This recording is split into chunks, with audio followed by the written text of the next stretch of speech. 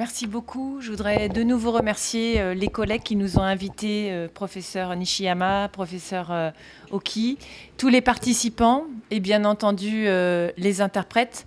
C'est un grand plaisir depuis hier de pouvoir observer quelle vision existe du CECR au Japon, mais aussi dans d'autres pays, comme à Taïwan. Et vraiment, pour nous, c'est une sorte de cogitation intense qui nous permet d'avancer dans nos propres réflexions, notamment en Europe, et en particulier, aujourd'hui, je vais m'intéresser à la France. Alors, je suis désolée pour les interprètes. Mon camarade précédent a suivi son texte et je ne vais pas beaucoup suivre mon texte. Voilà. Pour la simple raison qu'il y a eu beaucoup de choses qui ont été dites depuis hier et que j'aimerais aussi avoir l'opportunité de répondre aux questions, mais également de pouvoir poursuivre la conversation. Donc la commande, c'était de parler du linguistique, du social et de l'identité. Alors, ce que j'aimerais faire dans cet exposé...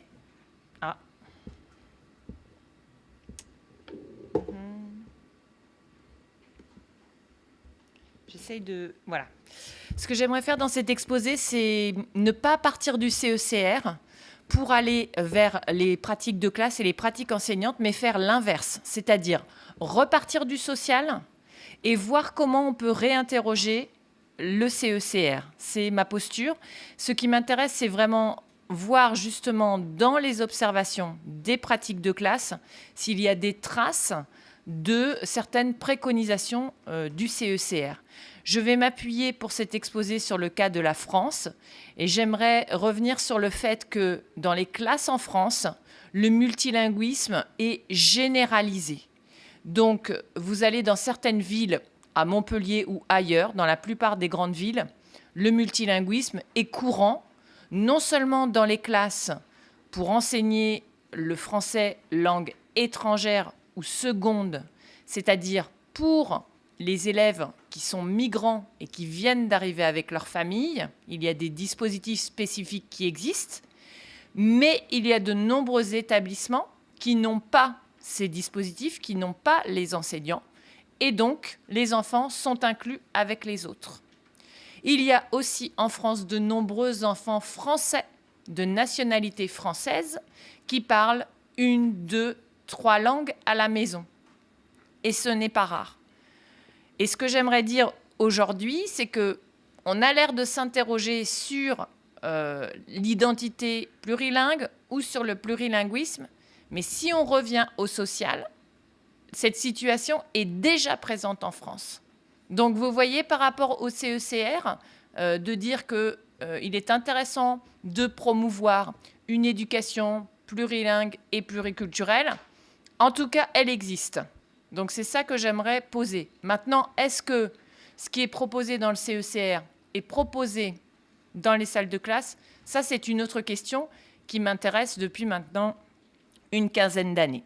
En fait, ce que j'aimerais dire en préambule, c'est qu'il y a peu d'expérimentation et d'observation qui montrent qu'on travaille la diversité dans la salle de classe, qu'elle soit culturelle ou linguistique, pour un certain nombre de raisons, et la première raison idéologique étant que la France se représente encore comme un État-nation monolingue, où le français est la langue de la nation, c'est l'article 2 de la Constitution, et dans les représentations, l'objectif est l'enseignement du français. Ça ne veut pas dire qu'on ne va pas enseigner d'autres langues vivantes, mais l'objectif pour les migrants, c'est l'apprentissage du français et pas les autres langues.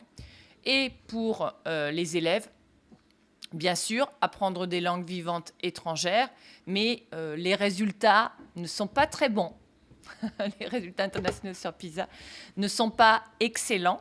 Pas excellents en anglais, mieux dans d'autres langues romanes. On le comprend hein, du point de vue de la proximité du français avec d'autres langues, comme l'espagnol ou l'italien, par exemple.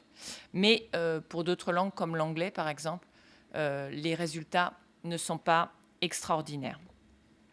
Alors, ce que je voudrais dire, c'est que finalement, on est dans une forme de paradoxe. C'est-à-dire On a bien montré depuis 2 jours qu'avec l'unification de l'Europe, on a essayé au niveau social de promouvoir le plurilinguisme et en même temps de promouvoir des politiques linguistiques, alors qu'en même temps, ce plurilinguisme, quand on va dans les classes, il existe déjà. Mais ce n'est pas forcément le même. C'est-à-dire que le plurilinguisme de l'Europe, c'est essentiellement les langues des États-nations. Ça n'a pas été dit vraiment ces 2 derniers jours. Alors que le plurilinguisme qu'on a dans les salles de classe sont constitués par les langues des migrants. Alors, en France, en ce moment, évidemment, on va avoir l'arabe, on va avoir le turc. Ce sont des grandes langues parlées en France. Mais aussi, pour certains, des langues régionales qui ont été éradiquées du temps de l'abbé Grégoire et avant le passage, justement, à la Révolution française, où, effectivement, il s'agissait d'éviter de parler le breton, l'occitan, par exemple, pour la région de Montpellier, donc éradiquer les langues régionales. Alors, ce qui nous intéresse ici, il me semble, c'est de revenir à la situation sociale, de revenir aux classes, de revenir aux villes. On a parlé hier de collectivités territoriales, que peuvent faire les villes, que peuvent faire les académies. En France, ce sont des académies qui s'occupent de la scolarisation, en s'intéressant, en partant vraiment du contexte, en s'intéressant aux langues et en s'intéressant aussi, au-delà des langues, aux normes qui sont parlées par les élèves ou leurs parents ou les enseignants. Car, comme vous le savez peut-être, les normes de l'oral en français sont très différentes et très distinctes des normes de l'écrit. On a une langue française qui est très flexionnelle à l'écrit, par exemple, et beaucoup moins flexionnelle à l'oral. Et ça, c'est même un problème pour les élèves francophones. Alors, encore plus pour des élèves qu'on appelle allophones, c'est-à-dire allophones qui parlent une autre langue que le français à la maison. C'est le terme qui a été choisi, c'est un bon terme, un mauvais terme, c'est une autre discussion, pour qualifier les élèves qui parlent d'autres langues que le français à la maison. Donc, ce qui semble intéressant dans les démarches que nous proposons, parce que vous allez voir que je m'inscris plutôt dans une démarche de didactique ascendante, ce qui m'intéresse, c'est vraiment le contexte social, et après de voir comment les politiques sont mises en jeu, et pas l'inverse, comment les politiques sont appliquées. En réalité, évidemment, les choses se rejoignent, mais de procéder de cette manière, ça permet davantage, j'ai envie de dire, d'avoir un regard plus circonstancié sur la réalité. Et c'est vraiment avant tout ce qui m'intéresse. D'une part parce que je forme les enseignants de français langue étrangère et parfois aussi de langue vivante. Je fais partie du cercle de la formation des enseignants de langue vivante qui vont souvent, en France, c'est intéressant, chercher les enseignants de français langue étrangère pour leur expliquer comment comprendre le CECR, comment maintenant comprendre le volume d'accompagnement. Parce qu'en réalité, il y a une pratique. Par exemple, quand le CECR est apparu en 2001, c'était le retour de l'oral dans la salle de classe. Et pour beaucoup d'enseignants de langue vivante, il y avait encore des questions sur comment enseigner l'oral. Donc, on a fait beaucoup de formations sur l'enseignement de l'oral. Et probablement, avec le volume qui sort, et ça, je l'entends déjà des inspecteurs, ils se demandent comment travailler les notions de médiation, les notions d'interculturel, qui sont de vieilles notions didactiques, qui datent des années 70, 80. Mais dans la salle de classe, on ne sait pas très bien comment la travailler en pratique. On a encore des pratiques, quand on va observer les classes, qui sont trop monolithiques. Où d'un côté, on a au Japon, on fait ceci, en France, on fait cela. C'est la question qui a été posée tout à l'heure dans la première intervention de mon collègue, où finalement, on aurait des visions monolithiques des différents pays ou des différentes langues avec lesquelles on travaille.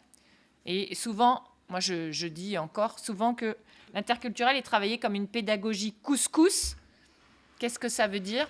Ça veut dire qu'il suffirait dans les classes de temps en temps de manger le couscous avec les enfants arabophones et on intégrerait des éléments culturels et interculturels. C'est mieux que rien, c'est bien de manger le couscous, mais évidemment, c'est insuffisant pour développer une démarche qui serait interculturelle et plurilingue. Donc, est-ce qu'on a conscience de ces langues et de ces normes dans l'espace social? Oui, ça dérange. C'est la raison pour laquelle on le voit bien et on l'a entendu dans les différentes interventions depuis hier. Est-ce qu'une identité plurilingue, c'est quelque chose de valorisé? Est-ce que c'est quelque chose qui est facile à vivre? Bien entendu, la réponse est non. Mais l'intérêt, il me semble, de l'éducation et de la formation peut être de travailler ces conflits, de les interroger et de mettre en place une communauté d'apprentissage avec les élèves. En ce moment, en France, on parle beaucoup dans les formations de paix sociale, harmonie sociale.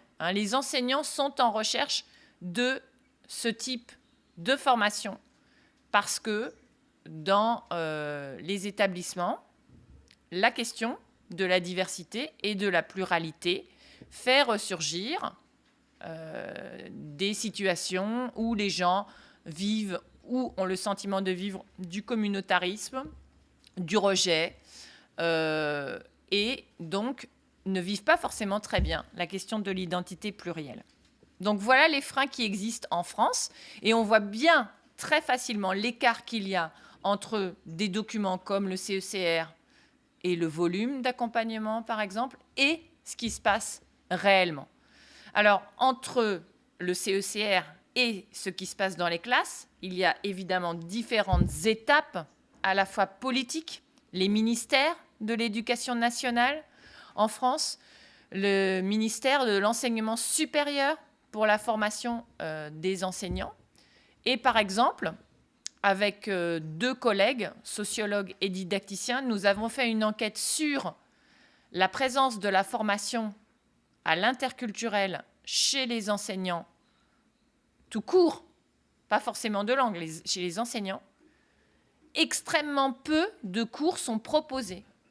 Donc, on voit bien que les formations ne proposent pas ce type de contenu, à part en français langue étrangère et parfois dans certaines formations en langue vivante. Donc, il y a vraiment un écart très important. Et donc, à mon avis, un gros travail à faire. Donc, enseigner les langues, selon moi, c'est considérer l'ensemble des langues de l'espace social. Ça, c'est vraiment la priorité, si on veut savoir à qui on enseigne et comment enseigner. De considérer aussi tous les processus, évidemment linguistiques, mais aussi psychocognitifs, affectifs, de l'apprenant. On a parlé du plaisir, de l'intérêt, de la motivation, qui serait autrement que extrinsèque, ça veut dire qu'il serait à l'extérieur de l'apprenant pour avoir un bon travail, pour être un bon citoyen, mais aussi évidemment toutes les motivations qui sont internes. J'ai choisi l'espagnol parce que mon grand-père était espagnol, par exemple, en langue vivante, en France. Ou bien, justement, je n'ai pas choisi l'espagnol parce que mon grand-père était espagnol et a mal vécu cette situation. Donc, je n'ai pas envie de m'intéresser à cette langue. Donc, tout ça, c'est à prendre en compte, évidemment, dans ce travail. D'essayer de mettre davantage en relation les didactiques parce qu'il y a encore trop de... à mon sens, d'opposition, de contradiction et de mouvement de bascule entre les différents courants. Alors, est-ce qu'on apprend par des activités structurales ou est-ce qu'on apprend par des activités de répétition ou est-ce qu'on apprend par des activités qui vont mettre le sujet social en exergue? En réalité, toutes ces théories ont leur intérêt. C'est-à-dire que oui, pour la mémoire à long terme, c'est important de pouvoir activer des répétitions, de pouvoir réemployer pour mettre en place la mémoire associative. Mais évidemment, pour motiver l'apprenant, lui proposer des situations où il peut agir en tant que personne.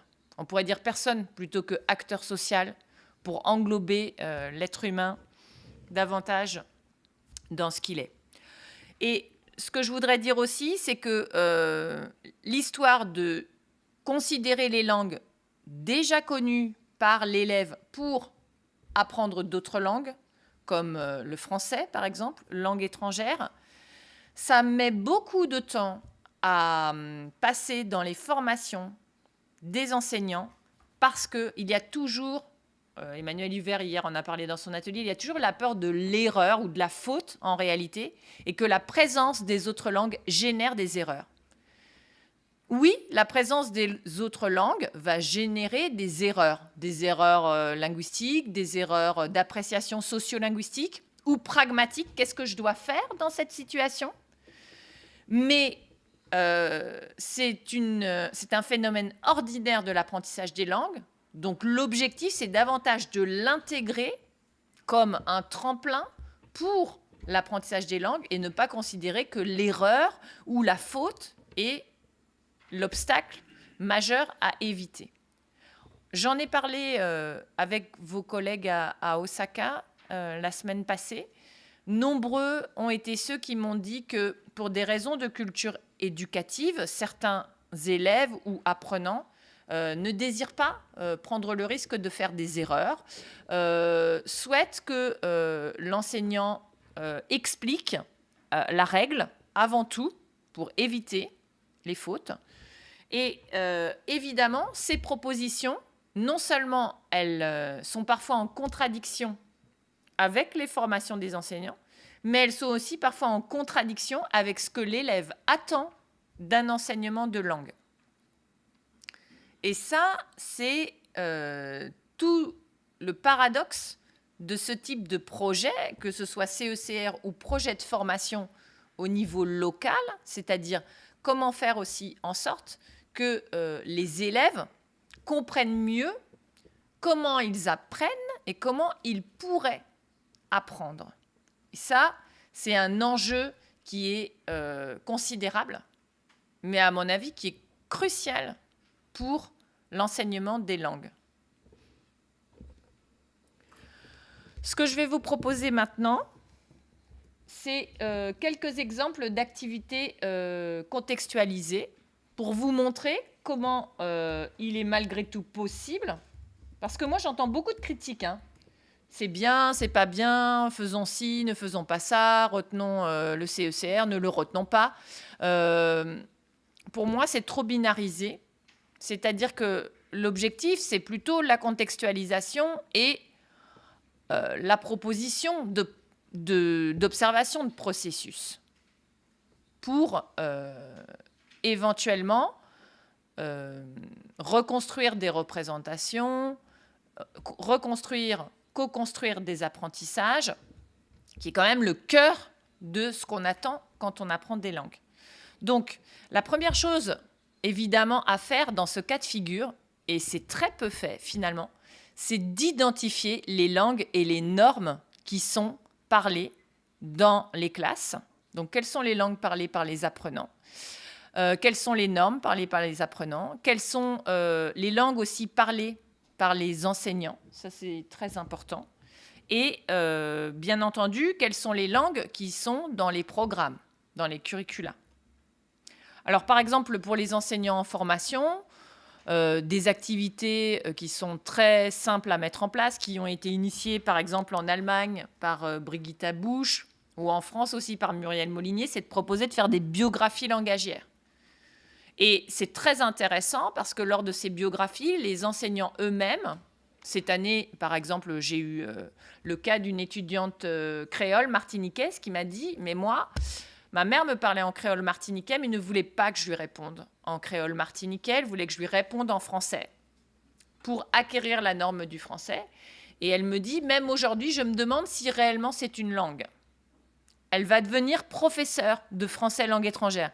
Il est temps de mettre un mot sur ce processus d'attrait, rejet, Robert Laffont, qui était à l'université de Montpellier, qui a créé notre laboratoire, disait la honte de soi aussi, hein, le déni de soi-même, voire le dégoût. Donc ça, c'est très important. Si un enseignant lui-même n'est pas au clair avec, si on peut être au clair, mais en tout cas à minima, avec ses langues ou ses normes, hein, s'il a une vision trop normative de la langue française, par exemple. Hein, c'est le cas de nombreux étudiants hein, qui ont encore du mal avec ces questions de normes et qui sont en fait trop normatifs. Eh bien, évidemment, cela va poser des problèmes aux apprenants. Alors là, c'est aussi une autre façon de fonctionner avec les biographies langagières, avec les élèves, c'est-à-dire des élèves qui sont débutants, qui sont jeunes. On peut leur proposer, à l'instar de Brigitte Habouche, de dessiner leur biographie langagière en choisissant des couleurs qui correspondent à leur langue et de dire pourquoi ils ont choisi telle couleur pour telle langue. Et c'est très intéressant parce qu'on apprend des choses de certaines langues. Par exemple, sur le premier dessin, on a une élève qui dit qu'elle est marocaine, elle parle l'arabe à la maison et elle a choisi le bleu pour le français, pour le visage et le ventre. Et elle dit parce que toute la journée à l'école, je parle en français. Et j'ai choisi cette couleur parce que c'est une couleur froide et je trouve que c'est beaucoup de concentration. Ce qui est important, et là ça rejoint les questions de motivation, de désir, c'est de comprendre où en sont les apprenants de leur relation aux langues. Ce n'est pas uniquement l'évaluation des compétences en langue, c'est aussi d'évaluer, de pouvoir regarder quelles sont les représentations et les imaginaires que les élèves peuvent avoir avec les langues. Alors, qu'est-ce qu'on fait après ça? Alors ça, c'est un vieux projet, mais je voulais quand même vous montrer juste un tout petit extrait pour que vous voyez un peu comment ça fonctionne. C'est qu'une fois qu'on a identifié les langues, on peut mettre ces langues en perspective. Alors, en discutant avec les collègues d'Osaka, ils m'ont dit « Oui, mais moi, mes étudiants, ils veulent être exposés au français, ils ne veulent pas forcément parler des langues qu'ils connaissent et éventuellement aussi les comparer ou les discuter. » Alors, c'est quand même dommage parce qu'on a déjà parlé du répertoire qui existe dans le cerveau de l'apprenant depuis plusieurs jours. Donc, si on dit que c'est intéressant de travailler sur ce continuum, il faut mettre ces langues en perspective. De toute façon, l'élève fait cette perspective puisque c'est comme ça qu'il produit des erreurs. Mais en fait, c'est comme ça aussi qu'il produit des phrases qui sont correctes. Mais sauf que quand c'est correct, nous, les enseignants, on ne le voit pas. On pense qu'il a bien compris. Non, en fait, il a pu transférer des connaissances d'autres langues. Je vous montre juste un extrait et après... Bien, alors les enfants, nous avons un problème sur les mots que nous avons étudiés, notamment sur le mot gomme, puisqu'en français, on ne va pas dire gomme, on va dire la gomme. Devant le nom de chose, eh bien, on utilise un petit mot qui s'appelle un article. Voilà.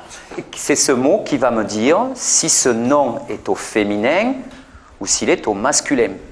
C'est ce mot aussi qui va me permettre de savoir si c'est du pluriel ou du singulier. D'accord? Et vous, vous ne me l'avez pas mis. Parce qu'en russe, il y a la fin, il y a, comme il y a plusieurs, c'est i, et comme... Le pluriel, c'est i. Oui, pluriel. Oui. Et une gomme, c'est pas beaucoup. C'est shorka, c'est comme ça. Bon, alors écoute, je vais le noter, je vais prendre un aimant, et donc je vais marquer ce que tu me dis en russe sur le pluriel. Donc c'est la lettre I. Ah, c'est pratique, dis-moi, pour écrire. Tu l'entends, cette marque du pluriel? Oui. Est-ce qu'en français, si je dis gomme, est-ce que vous savez si c'est au pluriel ou au singulier? Non, c'est les gommes, c'est comme ça. Ah, c'est ce mot qui va nous annoncer s'il y en a un seul ou s'il y en a plusieurs. Mais en plus, à la fin, il y aura aussi, comme en russe, une lettre. Quelle lettre? S. S. Alors, dans cet exemple, les enfants parlent arabe, parlent chinois, parlent russe. On a un enfant chinois qui a vécu en Russie, qui a été scolarisé en russe et qui aime bien comparer aussi avec la langue russe. Et donc, ce qui est intéressant, c'est que là, on fait vraiment travailler les langues sur un continuum et on comprend mieux la grammaire du français que si on oubliait ces langues. Et ça, c'est très important parce que même si l'enseignant ne connaît pas les langues des élèves, il peut tout à fait, proposer à l'élève de devenir expert du transfert de compétences et de travail sur le continuum. Et ça, il me semble que c'est très important, mais très peu fait, parce que l'enseignant, lui, il a le statut d'expert dans sa classe, et donc il n'a pas souvent envie de passer la main à l'élève pour son expertise. Alors, je voudrais juste vous montrer une autre vidéo et terminer avec ça. Je voudrais vous proposer une vidéo avec des enfants roms. Donc, c'est des enfants qui viennent de Roumanie, qui parlent une langue romanie qui s'appelle l'oursari et qui sont dans une classe pour apprendre le français langue étrangère. Et c'est pour vous montrer qu'on peut tout à fait travailler avec les enfants, non seulement, ou les adultes, dans la classe, mais aussi sur des projets culturels. Pardon. Donc, je vais vous montrer juste 1 ou 2 minutes d'un projet qu'on a fait dans la ville de Sète avec des apprenants migrants en français langue étrangère. Et l'idée, c'est de faire des projets aussi avec des centres culturels. Et là, le musée de Beaux-Arts de Sète. Et de travailler sur des choses qui sont très attendues dans les programmes de français, par exemple d'écrire un tableau, raconter une histoire, voilà, des éléments qui sont vraiment classiques du programme, mais en même temps de proposer d'activer les transferts de scénarios narratifs ou descriptifs déjà connus dans la langue des apprenants, c'est-à-dire est-ce qu'ils savent déjà le faire en oursari, c'est la langue romanie, et ensuite est-ce qu'ils peuvent le faire en français. Et là, vous voyez, on travaille sur les transferts. Donc, je vais vous montrer un petit peu comment ça se passe, et après, je m'arrêterai là. Mais c'était pour vous montrer quand même... Alors, je vous passe tout le détail où on a aussi inclus les familles. Des familles, par exemple, qui sont illettrées, qui ne savent ni lire ni écrire, mais qui ont aidé aussi dans la compréhension des tableaux pour associer les familles plurilingues. Alors, je vous montre ce qui se passe dans le musée. Voilà, donc quelques élèves. Avec notre mascotte à gauche qui, dès qu'elle trouve une solution, touche sa queue de cheval. Vous allez voir.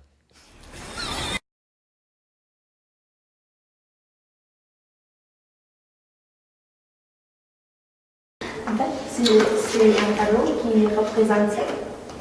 Et l'écriture qu'avant, ça s'écrit comme ça, et ça ressemble beaucoup à 7. Quand on dit 7 feuilles ou 7 comme ça, ou je sais pas quoi. Et pour échanger, on a écrit S, et T, et. Ah, d'accord, tu sais ça. Est-ce que vous avez compris? Oui. Soledad, tu as compris? Oui. Qu'est-ce que c'est alors cette histoire de nom là? Est-ce que tu peux nous le redire, Soledad? Je raconterai madame. Bon. Vous voyez, ça c'est intéressant parce que les élèves ou les apprenants qui disent oui, oui, j'ai bien compris ce que le professeur a expliqué, mais quand on lui demande de réexpliquer, là, il est incapable de le faire. Et donc là, vous allez voir qu'on va travailler justement sur cette idée de continuum. Et il y a une élève qui va lui traduire en oursari, enfin plutôt qui va reformuler. C'est pas vraiment la traduction, c'est la reformulation. Et à ce moment-là, pour permettre de faire comprendre le message. Et ça, vous savez, en France, c'est pas tous les enseignants qui autorisent ou qui encouragent même cette pratique, qui est encore trop peu connue. Explique-lui. Tu peux lui expliquer en romanisme, oui, si elle veut. Oui, si elle n'a pas compris, explique-lui. Plus fort, Sarah. Oui, Cartados, Caticada, CD, scria standa la dar qui nous adresse pentru că ressemblait à ça, cette caietul, cette neamțurile, hai, și zadele să ei tăi. Cette, nu ne scrie zadele, să scrie pe Caticada, pentru că ressemblait à spre că să spre puțin. Trebuie să vă la D'accord. Tu as compris un petit peu? Oui. Alors, vous voyez, c'est intéressant parce que l'élève qui n'a pas compris repose des questions et ça, c'est une activité supplémentaire aussi du point de vue des compétences pour celle qui réexplique à l'autre. Donc en réalité, vous voyez qu'on travaille le français, mais aussi on travaille sur le langage, qui est une métacompétence, parce qu'on a peu parlé de ça, mais si on s'intéresse au plurilinguisme, ce qui me semble aussi très, très pertinent, c'est de voir qu'on travaille au niveau du langage en tant que tel. Et après, les langues sont des actualisations du langage. Dernier petit exemple, après j'arrête. Vous allez voir qu'il y a un élève qui a du mal avec le français, il vient d'arriver en France. Donc, il y a un de ses camarades qui décrit d'abord en romani et ensuite il va décrire en français. Pescabani, Cacasibulunia. Que c'est la tabanne et c'est beaucoup de gens, je sais pas comment ça fait ça. Oui.